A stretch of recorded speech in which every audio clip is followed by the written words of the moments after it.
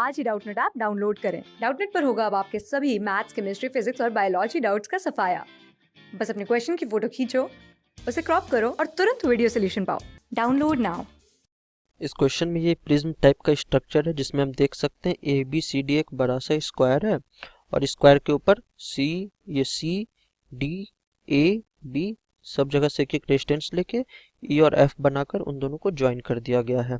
ये विजुअलाइज कर सकते हैं आप। एक तरह का बड़ा सा कोन जो है, प्रिज्म जो है, वो एक ग्राउंड पर रखा हुआ है जिसका base A B C D है। अब हम क्या कर रहे हैं, इसमें एक बैटरी लगा देते हैं 6 वोल्ट की। कहाँ पर? ई और एफ के बीच में।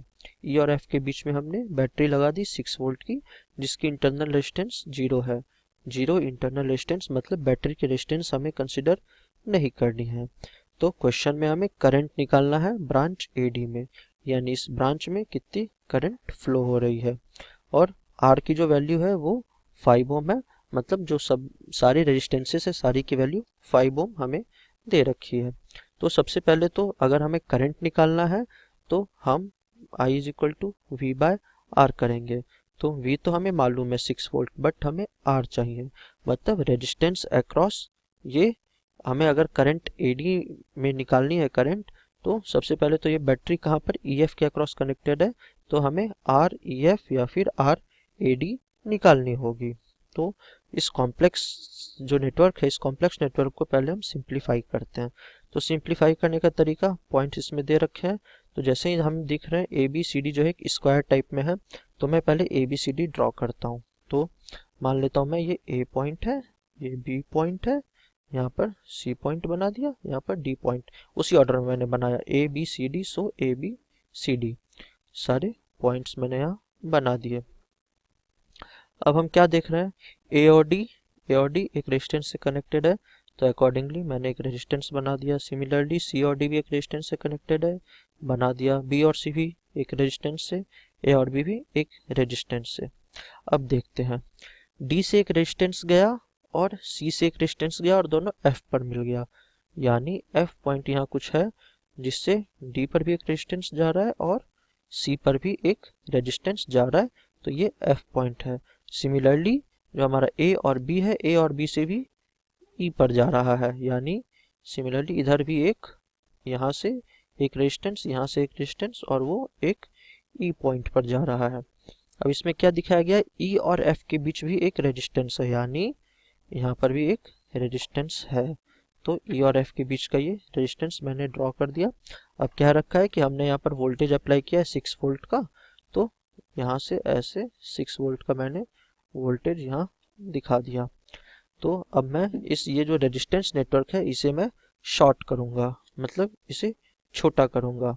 तो सबसे पहले तो इस फिगर में हम देख सकते हैं कि जो रेजिस्टेंस हमारा ये सी और डी के बीच में है और ये ए और बी के बीच में है, ये एक बैलेंस्ड व्हीटस्टोन ब्रिज के कारण, बैलेंस्ड व्हीटस्टोन के ब्रिज के कारण मैं इन दोनों को रिमूव कर सकता हूँ।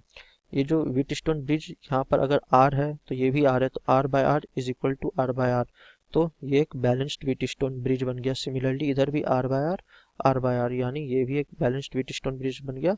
तो ये दोनों मैंने कट कर दिए। तो अब मेरा जो है इक्विवेलेंट डायग्राम कुछ ऐसा बन गया, ये ऊपर की तरफ और यहाँ नीचे की तरफ भी सिमिलर एक, ये ऐसा मेरा इक्विवेलेंट डायग्राम बन गया, इक्विवेलेंट रेजिस्टेंस बन गया। तो सबकी वैल्यू अगर मैं आर आर कंसिडर कर लेता हूँ, आर आर आर, नीचे भी आर आर आर, तो हम यहाँ कह सकते हैं कि ये ऊपर में यहाँ जो गया ये 3R हो गया, तो ये हो गई 3R, अगेन नीचे भी 3R, तो 3R और 3R आ गया, यहाँ पर भी 3R आ गया। तो अब इसके अक्रॉस मैंने पोटेंशियल कितनी अप्लाई की है, पोटेंशियल मैंने 6 वोल्ट का दे रखा है, यहाँ 6 वोल्ट का मैंने पोटेंशियल दे रखा है। जो हमारी पॉइंट हमें किसके अक्रॉस करंट निकालनी थी, एडी के अक्रॉस, यानी जो हमारी एडी थी वो क्या थी, ये डी और ये ए, तो एडी थी, मतलब हमें इस ब्रांच के अक्रॉस करंट निकालनी है, यानी इस ब्रांच के अक्रॉस करंट निकालनी है।